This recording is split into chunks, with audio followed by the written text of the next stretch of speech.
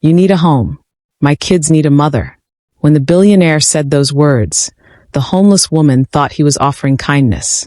She didn't realize he was testing her. She hadn't slept indoors for 3 nights, and the thin soles of her torn shoes burned against the pavement as she shifted her weight, pretending not to notice how people looked past her. Hunger made her hands tremble, not the cold.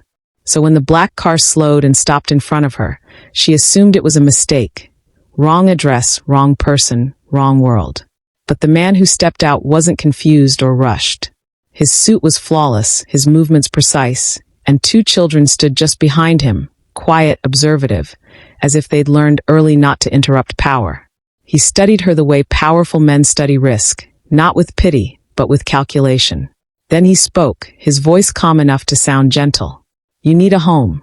The words landed like a truth she didn't have the strength to deny, and she lowered her eyes, heat flooding her face. He paused, just long enough for hope to rise, before adding, My kids need a mother.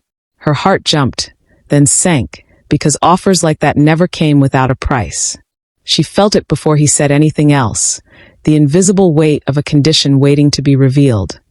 The kind that doesn't just change a night or a week, but rearranges an entire life. 2 months earlier, she wasn't homeless. She wasn't invisible. And she had no idea how quickly everything she trusted could collapse. 2 months earlier, Claire Hammond still had a name that meant something. She stood in the conference room of Hammond and Associates, the consulting firm her late father had built, watching her stepbrother Marcus spread documents across the mahogany table like accusations. The other board members wouldn't meet her eyes. These discrepancies go back 18 months, Marcus said, his voice performing concern.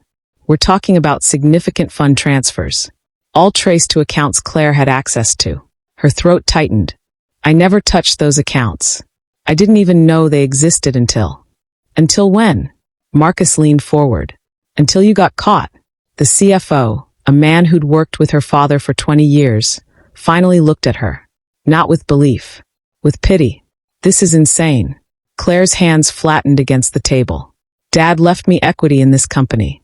You can't just. Your father, Marcus interrupted softly, also left a board of directors responsible for protecting this firm's integrity. We have forensic accountants reviewing everything. But given the evidence, he paused, let the silence do its work. We think it's best if you step away. Voluntarily. The word hung there, sharp-edged. She should have fought harder. Should have hired lawyers, demanded investigations, refused to be erased. But grief was still fresh. Her father had been gone only 7 months, and the exhaustion of mourning had left her hollowed out. Marcus knew that. He'd counted on it. If you contest this, he added, voice dropping to a murmur meant only for her, we'll have no choice but to involve authorities. It'll become public. Ugly. Dad wouldn't have wanted that. Using their father as a weapon. She felt something crack inside her chest. She left the building an hour later with a banker's box of personal items and a severance check that felt like hush money. Her nameplate was already gone from the door. That night, she sat in her apartment, the lease in her name, paid through the end of the month, and tried to understand how a life could be dismantled in a single afternoon. She built her identity around that firm, her father's legacy, her purpose. Now she had 4 weeks before the money ran out and nowhere solid left to stand. She didn't know Marcus had been planning this since the day their father's will was read. Didn't know he'd falsified records, created digital trails, turned her access into evidence. She only knew that the people who should have believed her had looked away. And in that moment, staring at the severance check, Claire made her first mistake. She assumed the bottom was close. The money lasted 3 weeks. Claire had underestimated how quickly dignity became a luxury she couldn't afford. The severance check covered her landlord, her phone, 2 weeks of groceries. She'd planned to stretch it further, find work, rebuild quietly. But no one was hiring a consultant fired under suspicion of embezzlement. Marcus had been thorough. A few carefully placed calls, just enough insinuation, and suddenly her resume became radioactive. Interviews dried up. References stopped returning calls. She watched her professional reputation curdle into rumor, and there was nothing she could do but watch. Her savings had been tied up in company stock her father left her. Stock the board froze pending their investigation.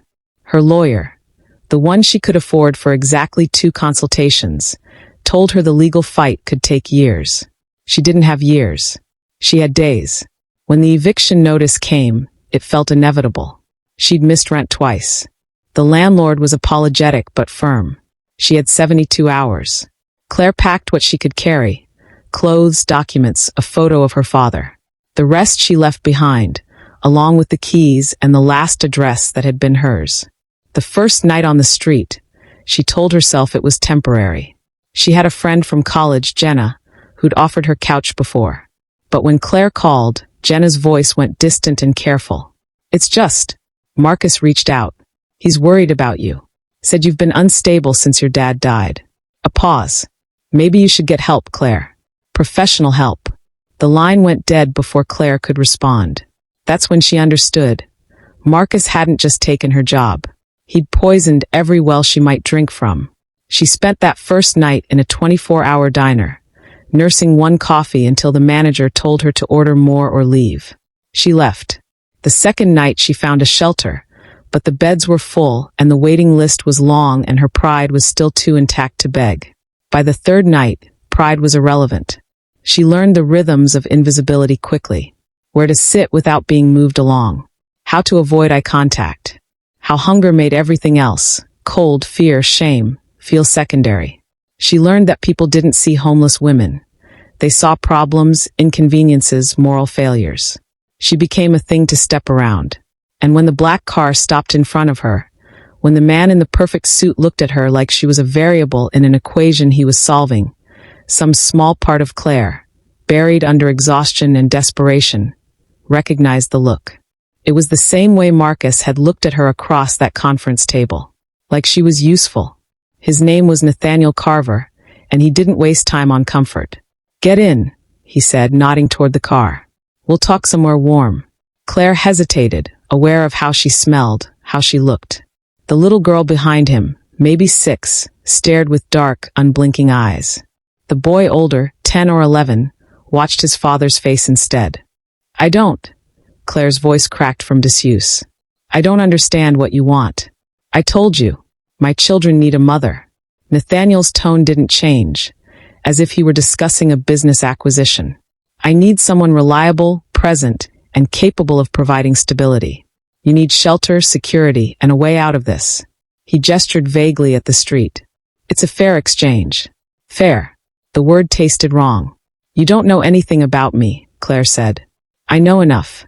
He pulled a slim folder from inside his coat. Her name was on the tab. Claire Hammond, former consultant.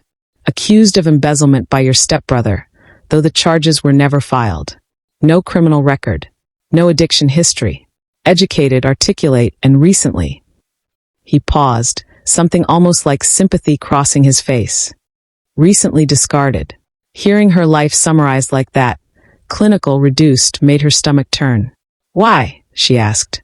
"Why me?" Nathaniel glanced at his children, then back. "Because you understand loss. Because you won't have anywhere else to go, which makes you dependable. And because..." He hesitated, and for the first time looked uncomfortable. "My children's mother left 6 months ago. The custody arrangement requires a stable home environment. I'm losing ground in court because I'm a single father who travels for work. I need a solution." There it was, the condition crystallizing into something concrete and cold. "You want me to pretend to be their mother," Claire said slowly. "For a custody case. Not pretend. Legally, you'd need to marry me. Live in the house. Be present, involved. The arrangement would last a minimum of 2 years, until the custody matter is resolved and the children are older." His eyes locked on hers. "In exchange, you'll have a home, a salary, and your own space. When it ends, you'll leave with enough money to start over. Properly. Marriage." The word lodged in her throat. "This is insane," she whispered. "This is practical." Nathaniel's voice softened, just barely. "You don't have to decide now. Come to the house. Sleep somewhere warm. Eat. Tomorrow, if you want to leave, I'll have my driver take you anywhere you want to go." It was the kindness in that last sentence that frightened her most, because it meant he knew she'd stay. If you're wondering whether she'll find a way to keep her dignity in a deal like this, you're not alone. Neither is she. The house wasn't a home. It was a statement. Floor-to-ceiling windows overlooking the city. Furniture that looked expensive to breathe near. Everything white glass, sterile. The kind of space designed to be photographed, not lived in. Claire stood in the foyer, acutely aware of the dirt on her clothes, the grime she could feel in her hair. A woman in a crisp uniform, housekeeper, Claire assumed, appeared and disappeared with her single bag without a word. "Your room is upstairs," Nathaniel said, already moving toward his office. "Third door on the left. Bathrooms attached. Maria will bring you clothes and anything else you need." He was halfway down the hall before Claire found her voice. "Wait." He stopped but didn't turn. "The children," she said. "Where are they?" "Upstairs. Emily's room is next to yours. James is across the hall." Now he turned, expression unreadable. "They've been told you're a guest. Nothing more." "Not yet. And when do I meet them? Properly, I mean. When you decide to stay." His eyes held hers. "I don't introduce instability into their lives." The irony of that, coming from a man proposing a transactional marriage, wasn't lost on Claire, but she was too exhausted to argue. She climbed the stairs, feeling his gaze follow her until she disappeared from view. The bedroom was larger than her old apartment. The attached bathroom had a shower with 3 heads and towels so soft they felt obscene. Claire stood under the water until it ran cold, watching 2 months of street life circle the drain, wishing her shame would follow. Clean clothes waited on the bed when she emerged. Simple, well-made, and exactly her size. The efficiency of it made her uneasy. She found the children at dinner. They sat at opposite ends of a table built for 12, a housekeeper serving pasta neither of them touched. Emily looked up when Claire entered. James didn't. "Hi," Claire said, hovering in the doorway. Emily blinked. "You smell better." "Emily." The housekeeper's voice was sharp.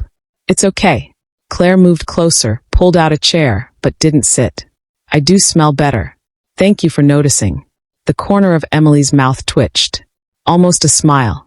James finally looked at her, and Claire saw Nathaniel in the calculation behind his eyes. "Dad said you might stay here." "Maybe," Claire answered honestly. "I haven't decided yet." "Why not?" Emily asked. "It's a nice house." "It is," Claire agreed. "But a nice house isn't the same as a home."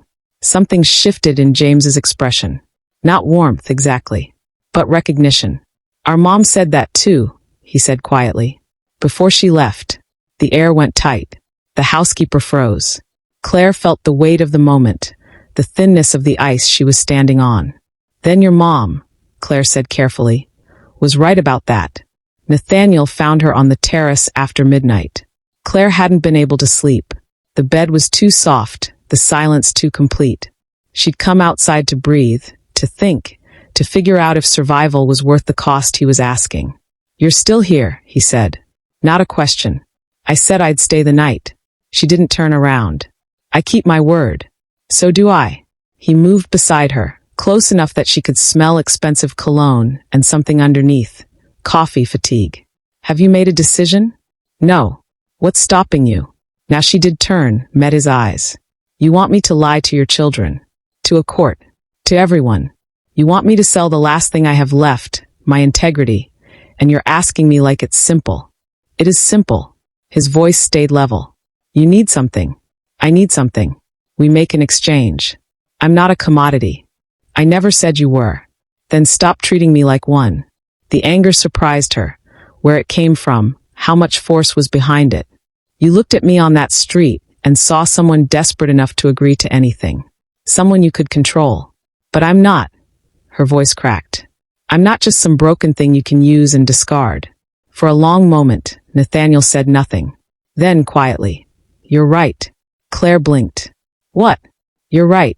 I did see desperation. I used it." He exhaled, and something in his shoulders shifted. Not quite softening, but settling. "My ex-wife said the same thing before she left. That I treated people like assets. That I couldn't see past what they could do for me to who they actually were."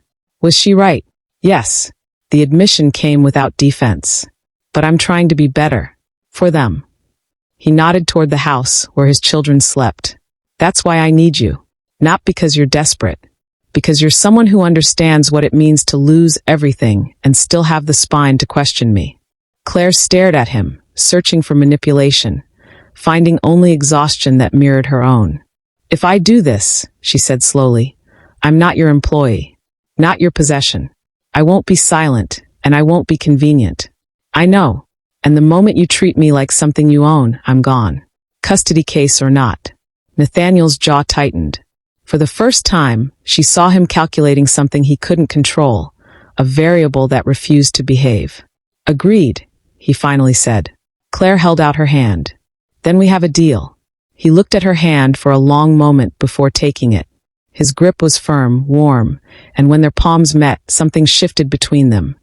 Not attraction, not yet, but the first fragile thread of respect. Neither of them realized how much that thread would be tested in the days to come. The marriage paperwork arrived on Claire's third morning in the house. She found it on the kitchen counter beside her coffee. A neat stack of documents flagged with colored tabs, each one marking where she needed to sign. Nathaniel sat across from her, already dressed for work, reading something on his tablet. My attorney reviewed everything, he said without looking up. It's a standard prenuptial agreement. You'll receive a monthly stipend, full medical coverage, and a lump sum when the arrangement ends. $200,000 if it's less than 2 years. $500,000 if you stay the full term. Claire stared at the numbers. 6 months ago, they would have meant something different. Now they just felt like a price tag. And if I want to leave before then, you can. Anytime. He finally met her eyes. But you forfeit the settlement. Of course I do. She picked up the pen, then set it down. When's the ceremony? Friday. City Hall. My attorney will witness. He stood, collecting his briefcase. We'll tell the children tonight. He was gone before she could respond, the door closing with a soft, final click. Emily found Claire an hour later, still staring at the unsigned papers. Are you sad? The little girl asked, climbing onto the chair beside her. Claire managed a smile. Just thinking. About what? About whether I'm making the right choice. Emily considered this with the seriousness only children can manage. My mom used to cry a lot before she left. Are you going to leave too? The question landed like a stone in Claire's chest. I don't know yet, sweetheart. Okay. Emily leaned against her shoulder, easy and trusting in a way that felt undeserved. I hope you don't, though. You're nicer than the nannies. That evening, Nathaniel gathered them in the living room. The first time Claire had seen him home before 8. James sat on the couch, wary. Emily curled into the armchair. Claire stood by the window, separate. Claire and I are getting married, Nathaniel said. No preamble. No softness. James's expression hardened immediately. Why? Because your mother's lawyers are arguing I can't provide a stable home environment alone. This solves that problem. The clinical honesty was brutal. Claire saw James flinch. So she's not. James looked at Claire, something raw in his eyes. You're not actually going to be our mom. No, Claire said before Nathaniel could answer. I'm not replacing anyone. I'm just here. If you need me to be. We don't, James said, but his voice cracked on the words. He left. Emily followed, confused. Claire heard doors slam upstairs. Nathaniel stood very still, his jaw tight. For a long moment, he said nothing. Then, quietly, I handled that badly. Yes, Claire agreed. My ex-wife used to say I couldn't lie, even when the truth was cruel. He moved to the window, staring out at the city. She was wrong. I can lie very well when it matters for business. But with them, he gestured vaguely upward. I don't know how to be anything but honest. Even when it hurts. Especially then. Because everything else, kindness, comfort, promises, those all turned into lies when she left. His reflection in the glass looked haunted. She told them she loved them. Told them she'd never leave. Then she walked out and didn't look back. So I decided the truth, no matter how hard, was safer than hope. Claire understood then. The control, the transactional clarity. It wasn't coldness. It was fear. Hope isn't the enemy, she said softly. Broken promises are. Then don't make promises you can't keep. He turned to face her. To them or to yourself. The warning felt personal. Claire signed the papers that night, each signature a small surrender, and wondered which of them would break first. The custody hearing was scheduled for a Thursday. Claire had been Mrs. Carver for 11 days, a title that felt like wearing someone else's coat. The marriage was public record now, submitted to the court, presented as evidence of Nathaniel's stable home environment. His attorney was confident. Claire was numb. She'd fallen into a routine. Breakfast with the children, James's homework, Emily's questions about everything. Nathaniel appeared at dinner, asked about their days in his careful, formal way, then disappeared into his office. They slept in separate wings of the house, spoke like polite strangers. The arrangement was working exactly as designed. Then Marcus called. Claire almost didn't answer the unknown number. But something, instinct, curiosity, unfinished anger, made her pick up. Claire. His voice was smooth, familiar. I heard you got married. Congratulations. Her hand tightened on the phone. What do you want? To apologize. He sighed, performing regret. I've been thinking about what happened. How things got out of hand. I was protecting the company, but I should have protected you too. Your family. The word was poison. You framed me, Claire said flatly. You destroyed my reputation. Made me homeless. Don't talk to me about family. I know. And I want to make it right. A pause. The board's been reviewing the forensic audit. Turns out there were inconsistencies in the evidence. We may have been too hasty. Claire's heart stopped. What are you saying? I'm saying we'd like to offer you reinstatement. Full equity restoration, back pay, public acknowledgement that the allegations were unfounded. His voice warmed, false and slick. You can come home, Claire. To Dad's company. Where you belong. She should have felt vindicated. Relieved. Instead, she felt the trap closing. Why now? Because it's the right thing to do. Then quieter. And because I saw the marriage announcement. Nathaniel Carver. I know what men like him want from arrangements like that. You deserve better. The conversation ended with promises to send paperwork, offers to meet. Claire sat in the silence afterward, her father's company within reach again. Everything she'd lost returned. She found Nathaniel in his office that night. I need to tell you something, she said. He looked up from his laptop, saw her face, and went still. You're leaving. I don't know. She told him about Marcus, the offer, the reinstatement. Watched his expression close down with each word. When she finished, he was quiet for a long time. You should take it, he finally said. It's what you wanted. Your father's legacy. Your life back. The hearing is in 6 days. I'll handle it. His voice was level, controlled, but she saw his hands, pressed flat against the desk, knuckles white. You fulfilled your part of the agreement. The marriage is legal. It might be enough. And if it's not, then I'll find another solution. He met her eyes, and she saw the wall going back up, brick by brick. You don't owe me anything, Claire. You never did. The dismissal was clean, professional. But Claire had spent 11 days in this house, watching him with his children, seeing the fear behind his control. She knew what this cost him. I need time to think, she said. Of course. He returned to his laptop, the conversation already over in his mind. But as Claire turned to leave, she heard it. So quiet she almost missed it. I hope you choose yourself this time. The words followed her upstairs, where Emily was sleeping and James was pretending to, where her bags were still half unpacked because some part of her had never really arrived. She had 6 days to decide who she wanted to be. Claire called Marcus the next morning and asked for the paperwork. It arrived by courier that afternoon. Reinstatement agreement, equity restoration, a formal letter from the board clearing her name. Everything legal, binding, real. Her father's company returned. She should have signed immediately. Instead, she found James in the library, surrounded by textbooks, not reading any of them. Can I sit? She asked. He shrugged. She sat. I'm thinking about leaving, Claire said. James didn't look up.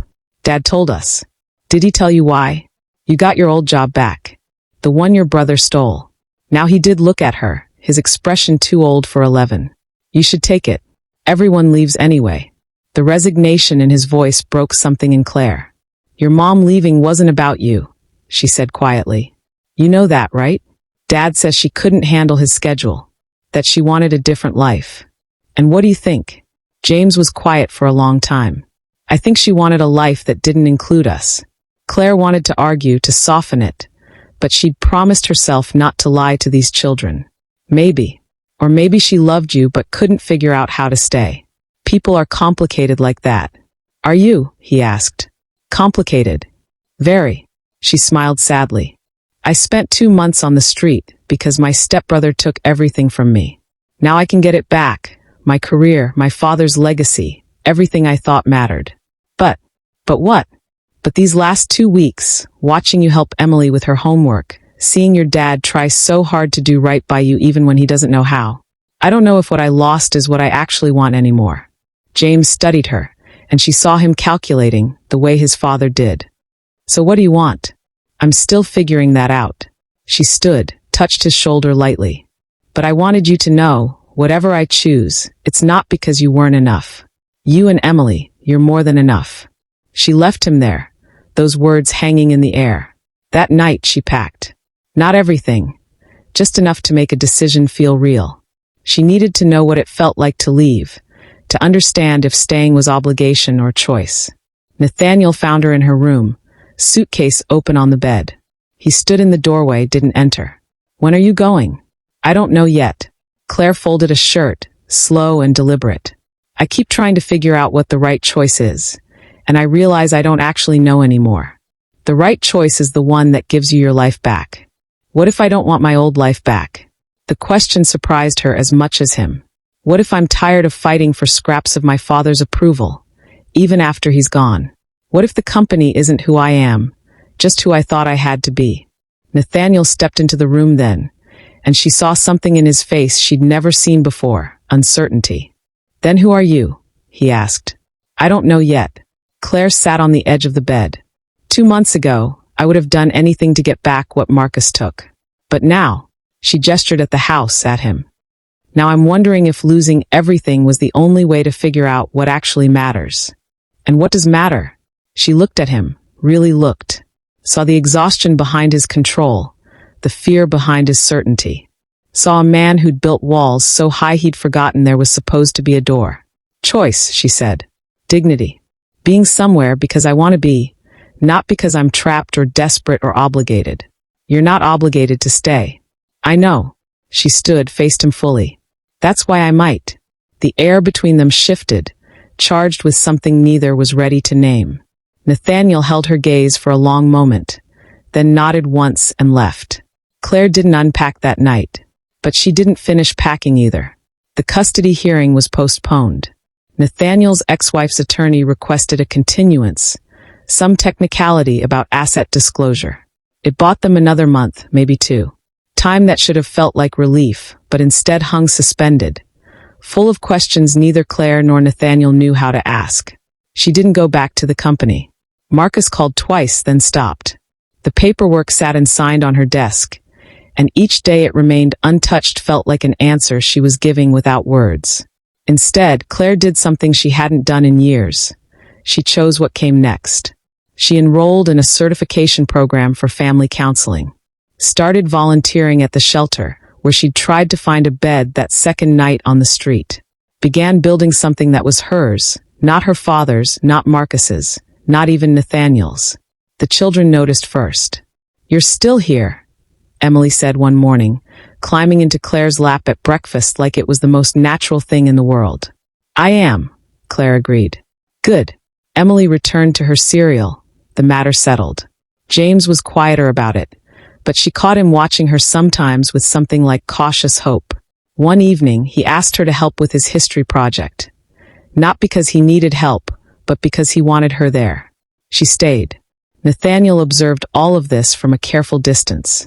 They still slept in separate wings, still spoke with formal politeness.